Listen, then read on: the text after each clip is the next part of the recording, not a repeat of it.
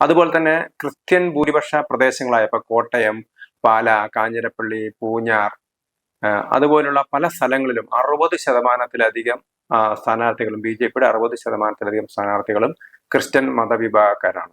അതേപോലെ തന്നെ ക്രിസ്ത്യാനികൾ കൂടുതലുള്ള താരതമ്യേന ക്രിസ്ത്യാനികൾ കൂടുതലുള്ള കണ്ണൂർ ജില്ലയിലെ മലയോര പ്രദേശങ്ങൾ, വയനാട് പോലത്തെ സ്ഥലങ്ങൾ, അതേപോലെ തന്നെ മലപ്പുറം ഈ സ്ഥലത്തെ മലയോര പ്രദേശങ്ങൾ, ഇവിടങ്ങളിലൊക്കെ തന്നെ ക്രിസ്ത്യൻ സ്ഥാനാർത്ഥികളെ, അതേപോലെ തന്നെ ക്രിസ്ത്യാനികൾ കൂടുതലുള്ള ഇടുക്കി, അവരെയൊക്കെ തന്നെ ക്രിസ്ത്യൻ സ്ഥാനാർത്ഥികളെ നിർത്താൻ BJPക്ക് കഴിഞ്ഞു എന്നുള്ളതാണ്. അതേപോലെ തന്നെ തിരുവനന്തപുരം ജില്ലയുടെയും ക്രിസ്ത്യാനികൾക്ക് ഭൂരിപക്ഷമുള്ള ചില പ്രദേശങ്ങളൊക്കെ തന്നെ BJP ക്രിസ്ത്യൻ സ്ഥാനാർത്ഥികളെ നിർത്തിയിട്ടുണ്ട്.